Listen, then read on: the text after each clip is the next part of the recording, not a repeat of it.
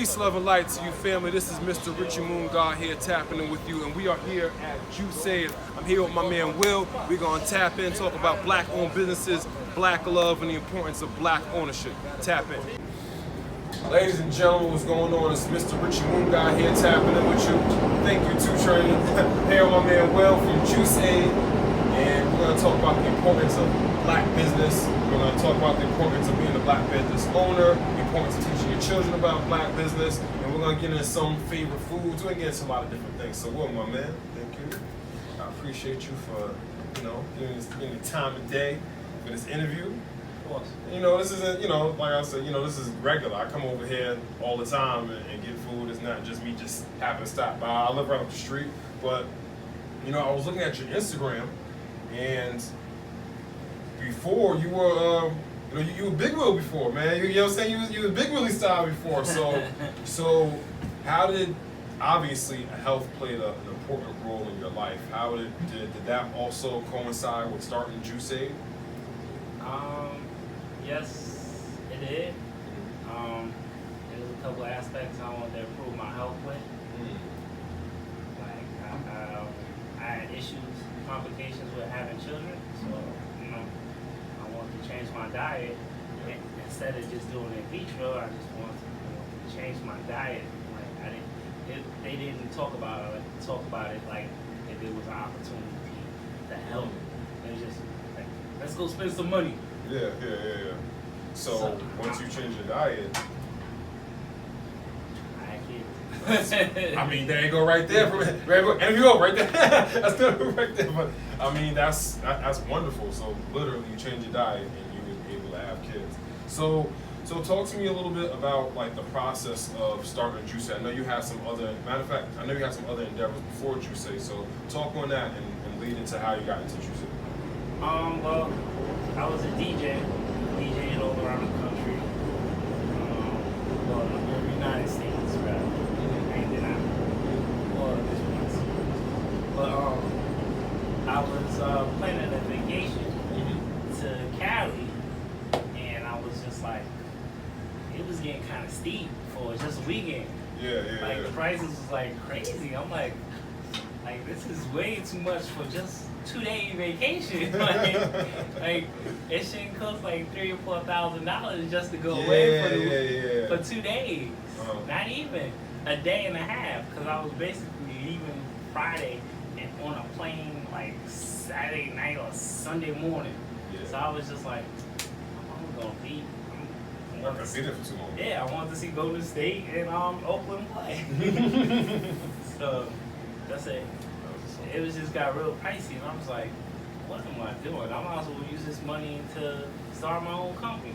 Like, what am I doing? Like, I was hustling backwards. Yeah, you start making all the money just to for a 2-day trip. Yeah. Like, I absolutely agree. That's the mind state that that we need to start having more of that kind of mind state. Like you could spend all thousands of dollars on the weekends, but then you invest it into a business that's going to make you thousands of dollars back. So. You got the kids, you got the queen. Did you start Juiceade before you met her? Did she help you? Did she help build this?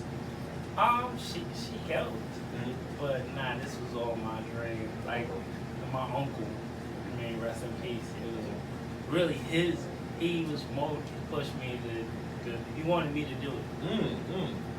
Was he like a vegetarian or vegan? Nah. Oh, he just enjoyed the healthy, eating healthy. He had a stroke. He had a heart attack. Oh, wow. So once he had a heart attack, he knew what type of lifestyle I was living. He asked me to show him. So I showed him. He got in good health, and he put the battery in my back. He was like, well, you gotta show everybody. You gotta tell somebody. You gotta spread. Show your story. Yeah, you gotta tell your story. Tell your story. Yeah. So he was like, you gotta show people how to eat.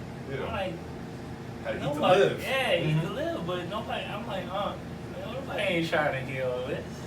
Like, so what year was this? You gonna give me the line? Like my aunt would say, sugar, honey, iced tea. about 90. I'm gonna say 90. Whoa, I'm bugging now. 2000. Man, 20 right now. I would say 2013, 12, 13. Yeah, people weren't really. Yeah, about 13. People were not open up to this type of information. And I don't think people were really for like vegetarians. That was still very, very cliche, very kind of like a niche culture in a lot of ways. A niche culture in a lot of ways, like being a vegetarian and being a vegan during that time. Nobody was really doing that. Nobody was really doing that. So, when did Juiceade officially start? The seeds for it started back in 2012, 2013 with your uncle. The seeds originally started even further than that. Oh yeah, so let's tap into that. Yeah, so when did the seeds originally start? I think listening to KRS-One. And just the 5% Nation. Okay. 5% and Muslim religion. Like I always heard about like pork being the devil. Yeah. So I was like, okay, I ain't gonna eat pork. And then I stopped eating pork, but then my brother taught me about the ingredients. You know, lard being in cornbread and stuff like that, and gelatin and stuff like that. So I was like, the rabbit hole is real deep. Yeah. Like, It sure is. and it's like, how you gonna put it in our candy without telling us? You know, so that's where I think that's where I knew my health. I wanted to get control of my health, but I just didn't know when. You know, or I didn't have that motivation. Yeah. For that period. Yeah, because during the time period you're talking about, like I said, that was like something niche. That was a niche. That was something that everybody wasn't doing. Nowadays it's a lot easier because being a vegetarian, being a vegan, that's more acceptable. I don't want to say acceptable. That's more of the norm now. That's more of the norm because more people are starting to realize. More people than before are starting to realize. Well, the word vegan actually.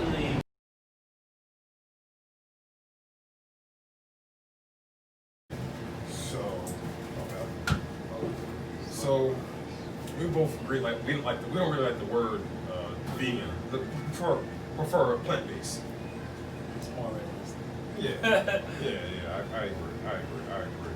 So we was before we got interrupted, we was talking about we were talking about like kind of like the journey to Juiceade and how we got here. So I think we were at the part like where you were kind of like you were about to start to Juiceade. Your uncle had a batter in your back, and then now you're on your journey to start the Juiceade.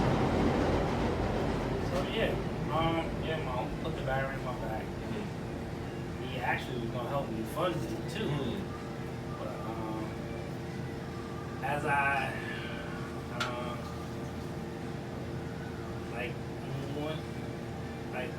I got me and my wife looking into buying a house. He passed. And he was living a healthy lifestyle. Yeah. And then he reverted back to me and all the other bad things and the stress and what's that, and we lost him. 2000. I keep saying 90. Like I'm thinking like the 90s is in my head right the now. 90s energy is around. The 90s energy is around. It's 2017. Oh no, 2016. Just up to me. So what was the first official day of Juiceade? 2017. 2017. In September. Nice. September 13th. September 13th. Okay. Nice. So, what is from your own menu? I know, all of them, CMOS, other. Was there specific drinks and foods that inspired this? Like, did you see like other restaurants or other cooks and specifically put that into your menu? A combination. Like I tell everybody beforehand, I was a fan of juice bars. Okay. And all types of juice bars. Uptown, downtown, Brooklyn. You find a little bit of everybody. It's like a melting pot. Yeah. Also, Dr. Sebi. I shared it, Dr. Sabi. Yeah. I'm actually gonna in a future episode. I'm actually gonna be talking to his son. Awesome. Yeah. Oh, that's real.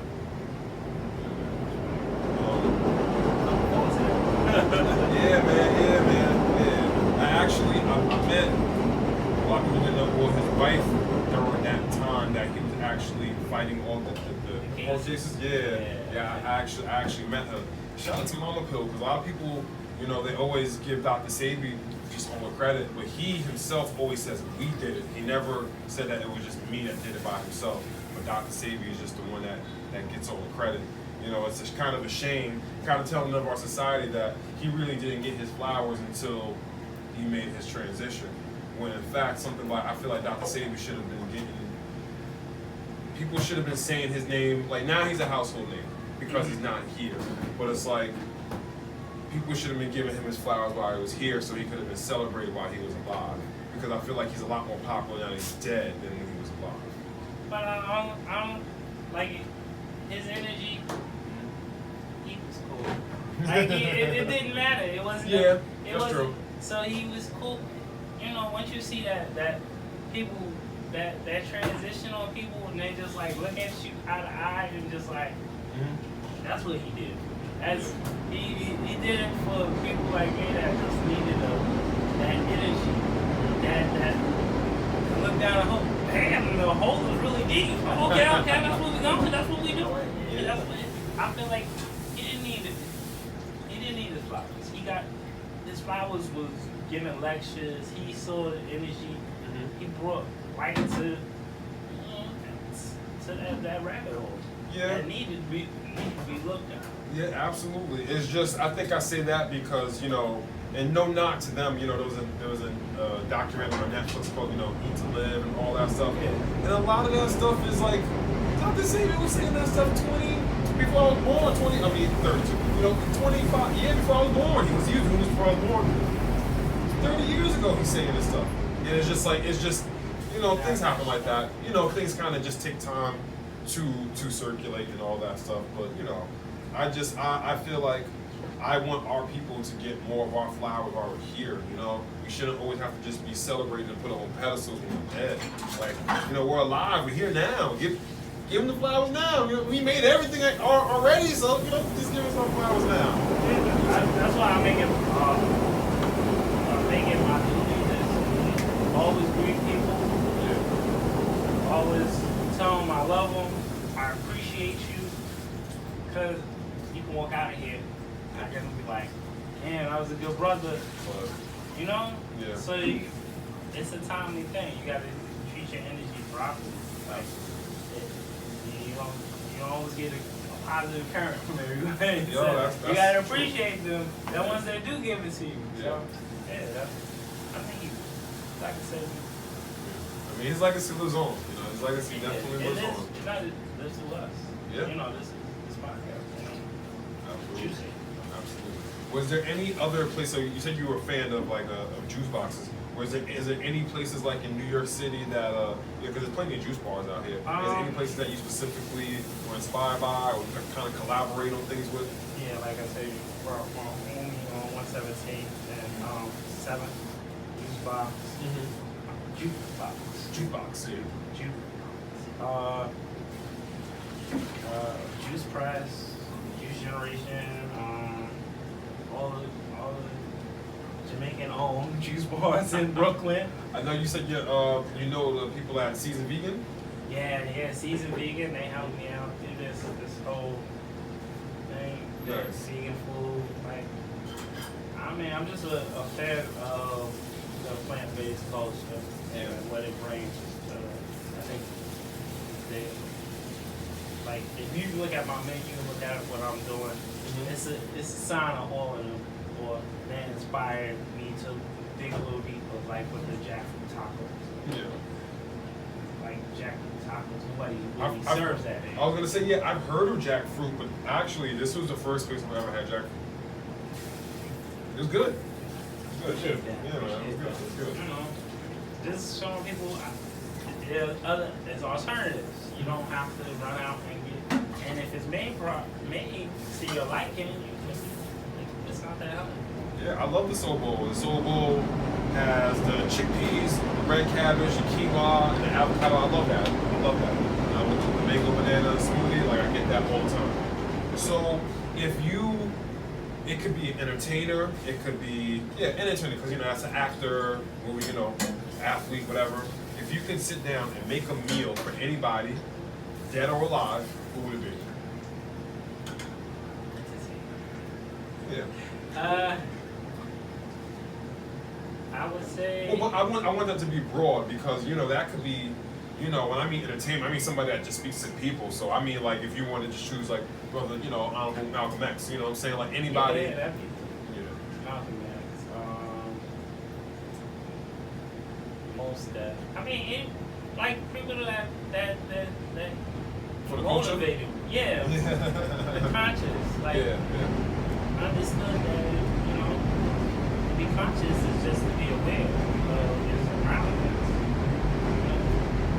Not just to know everything that happened in Egypt. And, that's not kind of like. That's nice. That's great that you're a historian. That's a historian of our culture. But at the end of the day, what's going on? I was gonna apply. Yeah, how's everybody on your block? How you taking care of them? How are you? Yeah.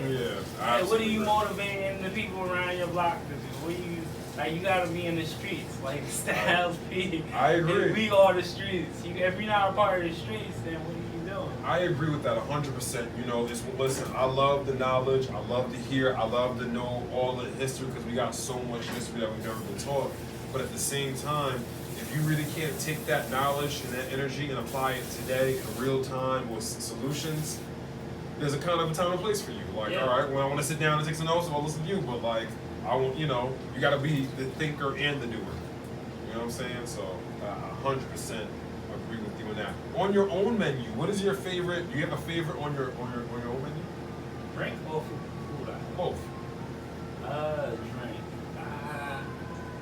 Like I tell everybody, they say, what's the favorite? I said, everything has, is what your palate has a taste for, your preference. Yeah. So it's like, all my drinks are good. I don't like. Nah, they are. I've had all of them. Seriously. No, I'll co-sign. It's a preference. Like if you want something light, you want something heavy, you like cherry. I'm a cherry lover. I like cherry blueberry because I can eat cherries all day. I got a box of cherries over there. I can't wait to get to. That's just my preference. Cherry and mango, just eat them all day without anything. But just taste. What you got taste for? I mean, in the morning times, I like to get the mango and banana, and I have the pineapple and ginger is good, but that's not good for my palate in the morning. That's more of an afternoon thing for me. Yeah, so it's just a preference. Exactly, like, it's all preference. It's all preference. Like food is emotional. It's emotions. Yes. Like when I get my sweet tooth, I gotta have my sweets. It's emotional. So I don't like to put like favorites. It's an emotional trip. That's fair. Which you gotta. A lot of people are getting into sea moss now because health is more prevalent. And I was telling people, if you make sea moss, you need to really, when you're doing it, you really need to be like in a clear state of mind, or like not be emotional. If you got into an argument with somebody and you're in that negative state, maybe you should wait a second before you go make that scene because you're transferring that energy into your food. People don't understand that. Yeah, they don't understand. They think it's the emotions. Food is emotional. Yeah. Like even if you're grabbing it from a tree, you're grabbing an apple from a tree. It counts. It's like you're doing something. Absolutely. Energy has been transferred. Yeah, absolutely. Like when I'm up at the community garden up there, I wasn't necessarily like in a bad mood, but I was kind of just in this neutral mood, and I was kind of just on autopilot. And I was just like, no, like I gotta dig my hands in the dirt. I gotta kind of align myself, just like give it that positive energy. So it could be that transfer. It could be that transfer of energy with that. And you provide the compost for the local garden community. You see how this all just kind of just works. See, what I'm saying? All just works together. Yeah, my thing is like when I created this business, I want to be a good community, like a community useful, like a community. Like, it has to recycle. Absolutely. Like, absolutely. I don't see the purpose of business if you're not recycling. Like everything has to come forward and should go back. Like it should be in a circle.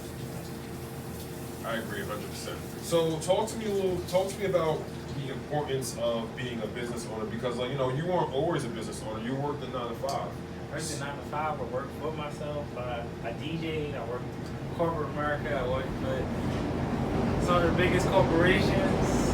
And I mean, so like you work for some really big corporations. So explain to me like maybe like on a spiritual aspect how you felt working a 9 to 5, and then that how you feel now and you own your own business and you're working for the community. Explain to me like the differences between that. How you feel? I realized the energy in corporate America a while ago, and I always felt like they had like a vampire-ish. Like they take, but they don't always recycle. Like I would have supervisors that would give something back, but if I wanted something, they had to take double. Like it was just like it's just like it was like an even but not even thing. Mm-hmm. So it was just like I can't do it. I can't go that way. Absolutely. I mean, yeah. So that vampire, that Dracula type of energy. You know what I'm saying? Yeah. Excuse my phone. There's dramatic music going on. Yeah, you know, hey, perfect time. But I worked for myself, and even then, I was contracted, basically DJing all over the place. And even then, it still felt like people were taking from me, and it wasn't being reciprocal. It was just like take. Oh, we want you to DJ extra long, this, that. This person's really trying to get in touch with me. I think it's my wife. Sorry, we got time for 1 second. Why did that? Wife is kind of, where are you? So as we start to, my bad, I didn't cut you with it, but. No, but yeah, corporate was one type of feeling. Contracting was another type of feeling, and now working for myself is like a true feeling. Like it's real. It's like I basically serve people that like you that give back the same energy. It is like one of the most fulfilling things I ever did in my life. Yeah. It's like other than raising my children, would be the next, and getting married. My wife, because she's probably thinking about me. This will be the third fulfilling thing in my life, man. After I finished playing this, as I planted the seed and it's growing, it's out of my hands. I just love it. So I think it's kind of easy to assume that your kids are plant-based. Yeah. Okay. I mean, I feel like that makes a big difference. I mean, they just. Except my oldest, he's kind of leaning on vegetarian. Okay. But he got the knowledge. He got the know where. He got the. Yeah, you know what I'm saying? Yeah. I just wanted him to know because he wasn't. When he was born, we still weren't plant-based. Okay. He's experienced beets Yeah. for a while, so we wanted to let him know it was a choice. We didn't want to take that. It's always, I mean, choices. There's always a choice, and glad that he knows the choice. But you know, come over. So. He has. I'm trying to teach him to love for himself. Yeah. And know that, his body is a temple. Absolutely. And whatever you put in your body, even if your body says, this is good. Yeah. It's not always good. Not always good. Yeah. Eating healthy is a form of self-respect. I know. Rosie, can you answer that for me? Tell Sean. We don't want to get him in trouble. You know, happy wife, happy life. I've heard the same before. It's right there, Rosie.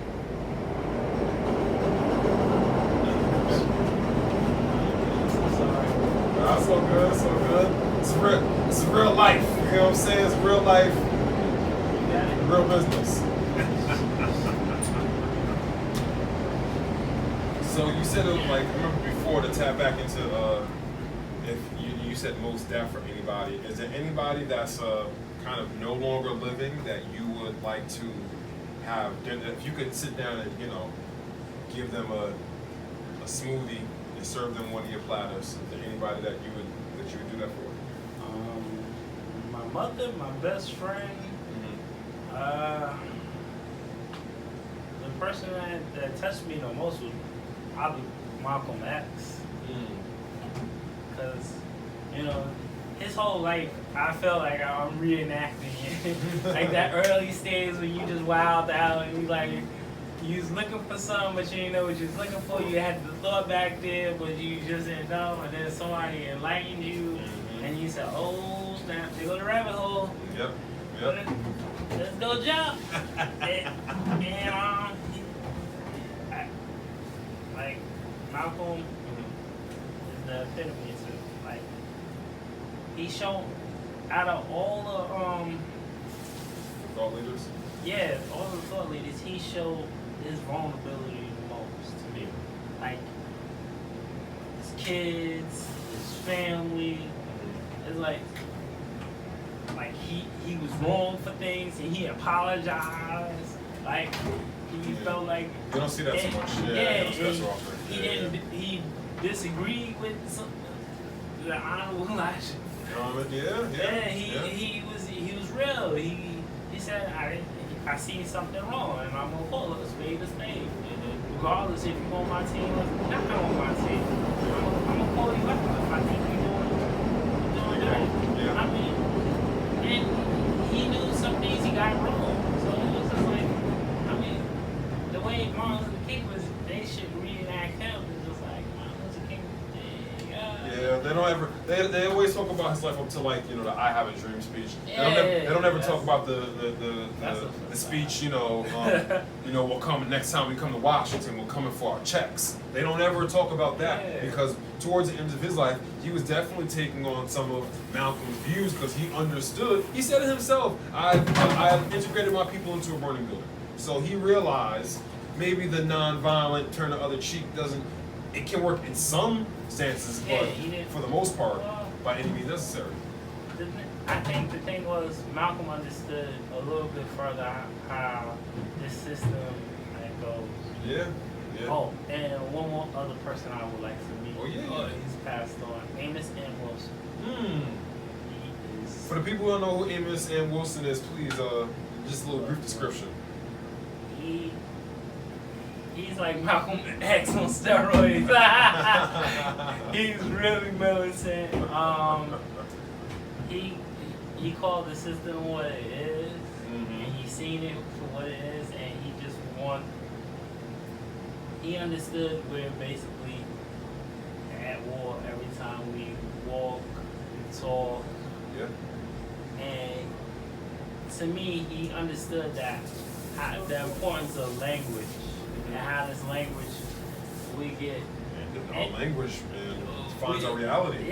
Shapes our reality. It basically is how we're still enslaved to this day. Absolutely. By our language. I try to specifically use certain words. I don't like to refer to it as slavery. We were prisoners of war.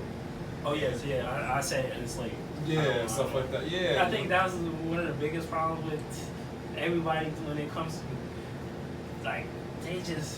they don't understand that the words. A man is never a slave. Yeah. He's enslaved. He's mentally, physically, both. Yeah. And we were enslaved. We're beings. We can't be nothing else but. Exactly. The original beings at that. So, with that being said, well, thank you, man. Thank you once again, man. Tell the people where they can find you at. Okay. Juiceade is located in the South Bronx. South Bronx. South Bronx. 1345 Southern Avenue. Southern Boulevard between Freeman and Jennings under the 2 and 5 train. So what? I was 8:30 to 5 currently, and we're opening on Saturdays. Let's say Sundays. That's family day. Family day. Lucky you getting Saturday right now. Tell me what you're doing for Juneteenth. Well, I'm going to be open up a half day, and we're gonna try to do like a BOGO, like Seymour Street, my fruit punch Seymour's. I've been working on it. I'm gonna release it for that day, and that day only. But we'll get one free. We got free, y'all. We always been free. We just been in trap. But I just wanted to do something. My family be here to spend the time with me. I know in this crazy time it's a lot for my wife, but she felt like she wanted to be a part of it. So I'm excited about that. I'm gonna try to have some food up and soak in a couple people. Have a vegan version and maybe a non-vegan version, but I'm not proud of that, so I don't know. But yeah, I know we gotta be balanced out, but man, yeah, we're trying to balance it out more on this side. Cause it's really they're really not trying to balance much. Yeah, we need that proper balance, man. Places like this and other places, these are essential places in our neighborhoods. We've seen he literally could not have kids before he changed his diet. Eating is essential. Health is wealth. We should not only care about our health when a virus or sickness is afoot. We should always care about our health, because when we eat better, we think better. When we think better, we can do better. My mission with this show is to make high-level conversations normal. This is a high-level conversation dealing with food. Food is emotional. We are what we eat, so it's only right that we eat the best way that we possibly can. The information is out there, so it's just for us to follow our ancestors' foot and do the work. This has been Will from Juiceade. I'm Mr. Richie Moon. This has been the Mr. Richie Moon Show. Thank you for tapping in. Come see Juiceade. Come see Juiceade!